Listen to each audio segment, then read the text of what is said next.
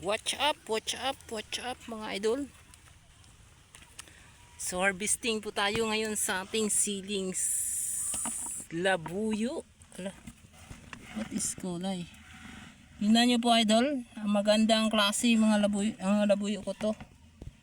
Ano ba to? Sobrang ingat yan. Ala, ayan. Yan, ito po yung labuyo natin mga idol. So harvest po tayo ngayon dahil ito ay gagamitin sa ating November 1. Diba mga idol? Ito po yung sayang na sayang mga production namin mga idol. Tingnan nyo po. Parang halos natutumba na po ito dahil sa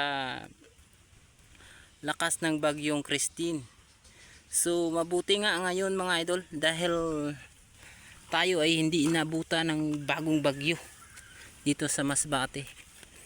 Kasi kapag dito yun lahat ay maaaring magutuman yung mga tao. So bagyo ngayon nga Silyon. Parang hindi tayo pinaranas ngayon ng bagyong Silyon.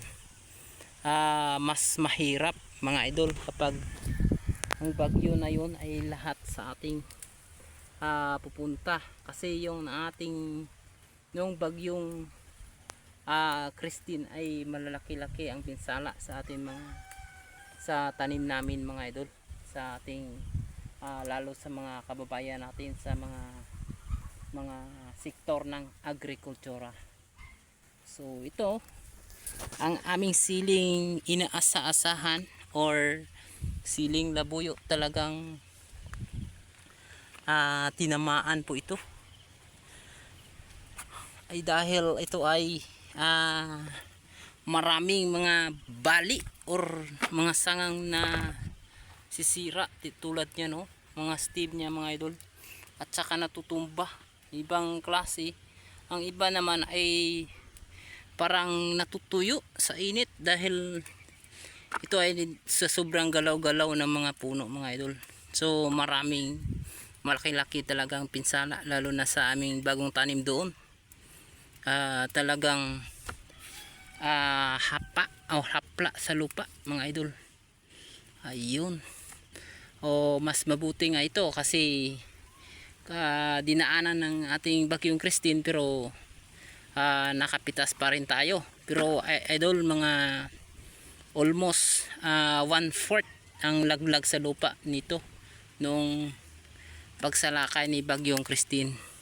So makita natin bulok na mga idol ang mga nasa lupa. Yun maraming na laglag sa lupa nung isang linggo. Ngayon ay medyo bulok na. Yun makita natin mga idol. So hindi naman mabinta yan kasi laglag yun or red check. Ayun mga idol, kahit dinaanan ito ng bagyo, pero harvest pa rin tayo mga idol. So tingnan natin ibang mga puno, action paglaya mga idol. Yun parang natutuyo siya. Ayun ay laya talaga mga idol. Ayun. So marami sana yung bunga, marami sana tong bunga, kaya lang kawawang tanim na to.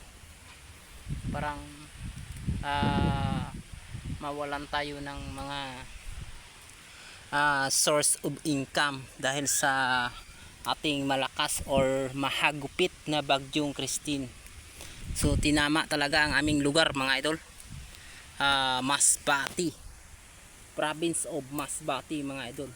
So tinama talaga kami sa bagyong Christine dahil ito ay nasalanta ang aming mga gulay nga tinanim, tulad nitong sili mga idol, sitaw, sili, at saka iba pang mga maliit na tanim. Talagang kamatis talaga mga idol, nasalanta talaga idol.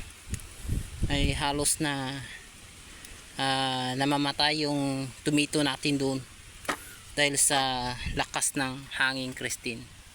So shout out dyan sa mga farmer nga tulad ko na pinsalaan rin sa bagyo natin sa si Christine. So how are you? Recover tayo mga idol. Laban lang tayo sa gitna ng ating kapahamakan ng kalamidad. So buti sa inyo may mga ayuda. So dito sa amin parang wala talaga ayuda sa about sa mga nasisirang farmer. So medyo walang pakialaman ng mga ano dito, ng ating mga LGU, walang pakialaman sa mga nasalanta tulad nito sa amin nga farmer mga idol. So kung may ayuda ay salamat tayo. Kayo ngayon wala talaga mga idol. So okay lang, tsaka laban lang tayo. Wag tayong masyadong magpapikto mga idol. Laban lang tayo kasi may panahon rin nga babawi tayo o bibigyan tayo ng Panginoon ng proteksyon at saka magandang pananim. So thank you very much and God bless.